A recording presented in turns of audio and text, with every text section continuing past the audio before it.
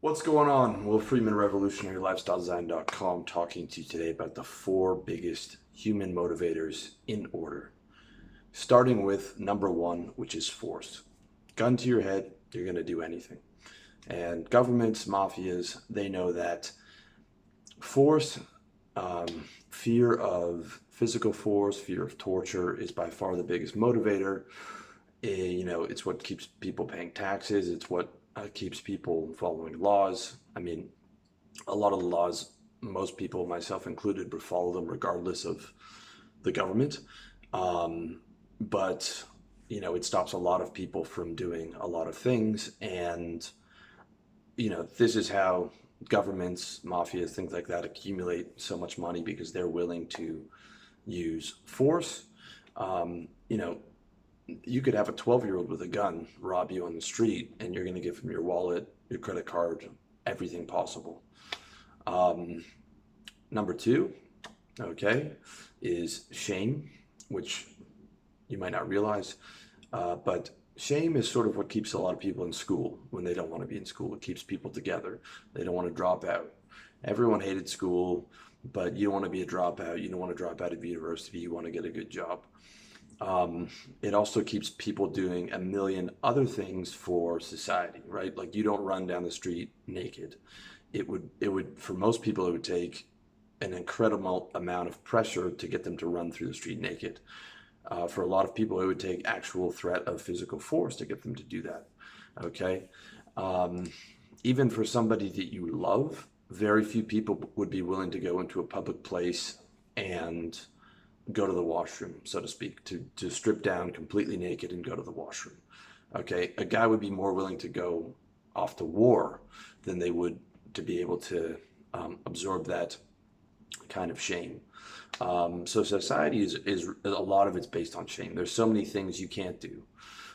Even for a lot of guys, just going out and talking to a girl, approaching her and getting her phone number, the shame is too great. Most guys will go through their whole lives looking at a lot of beautiful women without ever having to talk to them because of shame.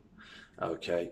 And so shame keeps a lot of people together, and keeps uh, checks over people's behavior, even down to, losing your temper, saying negative things because you know that that's going to make you feel ashamed because, quote, society and other people's expectations, you're now the social violator, you're ashamed. So shame is one of those things that affects almost, every minute of your daily life. We all have a certain amount of shame, which stops us from doing things. Not to say that that's a bad thing, okay? You don't want to go to, in the middle of public and do a bodily function. I'm not saying that. I'm just saying that, like, understanding the motivation. Number three is money. Okay, and these are all in order, by the way. I know it sounds negative, but this is how it actually works. Um, Money is a massive motivator. An example would be people work jobs that they hate for 20 years because they need money. Okay, and money keeps people together. Um, all right, obviously you can't use force to impose your will over someone, and shame is a pretty negative and toxic way. But outside of that, the best way to keep people together is money. You pay someone enough, they're going to cook for you, clean for you, do work for your business, um, and in many relationships, not in friendship relationships, that relationship is dependent on money. If you don't have money, you're not going to get a wife or a girlfriend because you're living on the street. If you're at home and you have no money, it's going to be very hard to, I mean, you can't even take a girl out for dinner. Okay. So any type of long-term relationship is predicated on money. Not to say that women are with you for your money solely, but they wouldn't be with you if you didn't have it, outside of maybe temporary situations. Or in rare cases, they might stay with you, but it would put a massive strain on the relationship if you had literally zero income, and zero potential income. So, um, you'll see this a lot in business or, in jobs or something. If you're having a hard time hiring people or finding the right people, you just need to throw more money at it and people will stay. Um, even sort of, when you're living this expat entrepreneur life, most guys that come into the city don't stay long term unless you guys are making money together. Because then there's that extra impetus for you to travel together because you're dependent on income, especially if it's a lot of income. Okay, and number four is love. Um, and I don't just mean like, love of your girlfriend, love of your wife, but this could be love of Christ. This could be love of a sandwich. It could be love of money, love of success, because happiness and love are the same emotion. You know, I love a steak. Okay, the steak makes me happy, but I'm feeling love when I'm tasting it. Oh, it's so good. I love this. I love women. I love making money. I love aiming to be successful and significant. I love God. Okay, but it's still the fourth motivator, because someone's putting a gun to my head, right? It's like I'm not worried about that steak. Okay, the gun to the head takes precedence. Okay, um, social shame. Removing all my clothes in public takes even if it's you know a $10,000 sales deal, and say some hypothetical would require me to walk around naked for 4 or 5 hours. I'd be pretty hard pressed to you know to go after that, um, even though it's the third most powerful motivator, money, that is. Um, with that being said, so the three pain and fear-based motivators are stronger in the short term, but love in the longer term can last a lot longer. So what I mean by that is once the guy with the gun is gone who tried to rob you, his source of power is gone. Um, Whereas you can love a girl that you met when you were 15 into your 30s and you can still think about her. It's a less powerful motivator, but it's more consistent. And don't get me wrong, love is still a massive motivator. A mother will jump into a burning building to save her son. Um, and, people love Christ 2,000 years after he's passed. A billion people are still worshiping him. But the reason it's less powerful is, most of those people don't, um, spend the bulk of their day um, praying and worshiping. They spend the bulk of their day eating, sleeping, grooming, going after money, going after sex. I live in a Christian country now, and I still see I'm one of the only people, or the only person I see that gives money to homeless people. Okay, even though everyone in the country would consider themselves Christian, but they'll go to church once a week, and for them that's enough, and they'll love Christ, but you know the gun to the head is still stronger. They're still more worried about what the government would do, or what a mafia would do. Okay, but it is a powerful long-term motivator. I'll give you a perfect example. Would be Stalin. When during his time everyone was terrified of him, and worship was not allowed. People put their belief system and their Christianity underground. Okay, but that love of Christ wasn't strong enough for them to openly be Christian and be willing to be thrown into jail. Their actions showed that they were more motivated than by Stalin's use of force than they were by utilizing Christ as an example and be willing to suffer in the flesh for it. Not to say all people, some people certainly did, but the vast majority of people didn't.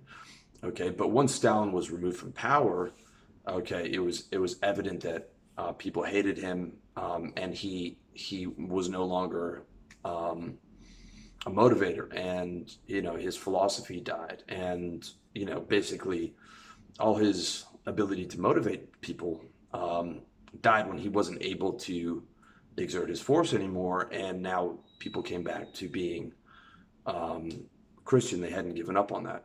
So in a way, love is the fourth most powerful motivator, but it is still very powerful, and over a longer, it's sort of like, fear is like a hot boil, but love is kind of a simmer that will last longer.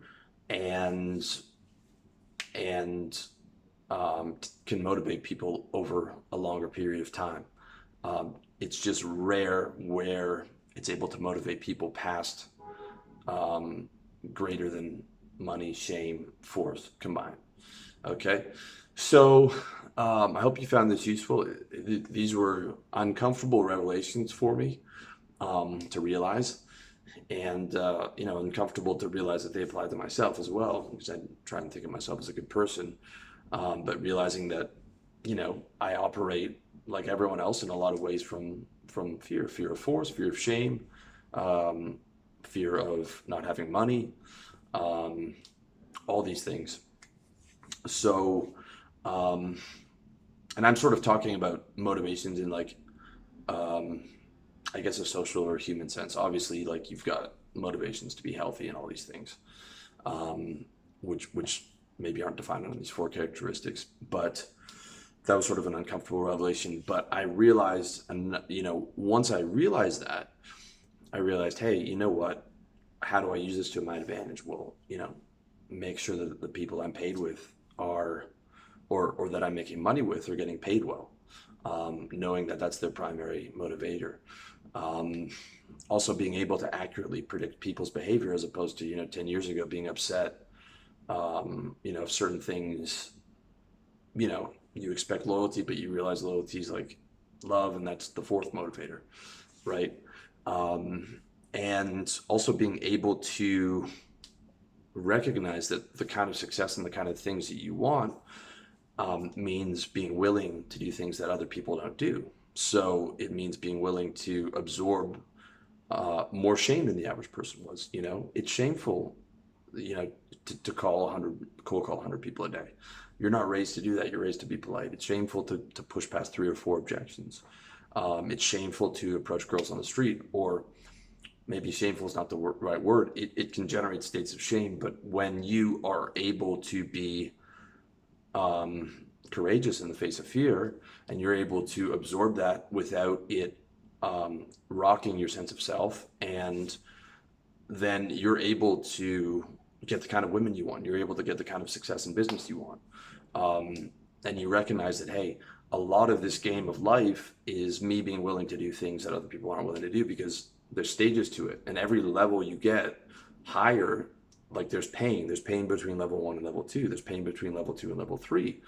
If there wasn't pain, everybody would just be successful. So it's your ability to absorb that pain and reframe, shame or things like that, or be willing to, let's say, hey, you're afraid of moving to a different country because you don't know the force system in that country. You don't know, is the government corrupt? Are the police corrupt? I was living in Thailand, where it ranks pretty high on the corruption index. And before I moved over there, I definitely thought, hey, what if some cop wants to extort money from me and plant drugs or something? Okay. But I was willing to take that risk, that fear of force, and push through that, because it was part of my long-term goals. And of course, nothing ever happened. It was extremely peaceful. So being willing to, take on shame, being willing to push your comfort zone in terms of force, and be less scared of that. All those things will help you level up, and taking what controls other people out of fear, and being able to have less fear, or maybe even not less fear, maybe the same amount of fear, but choosing to do it anyways, which is courage. Courage is not the absence of fear. It's pushing through in the presence of fear. Like a soldier does in a war zone, right? They're willing to be less controlled by fear than the average person is, right? Doesn't mean they're not scared. I'm sure they're terrified. They're just willing to absorb that to hit their long-term goals, and take pride in being courageous. So, stuff for you to think about. Let me know what you think in the comments section. As always, check me out, revolutionarylifestyledesign.com. You can check out my products. You can check out my coaching. Let me know what you think, and appreciate you watching this. Wish you all the best in your personal development journey.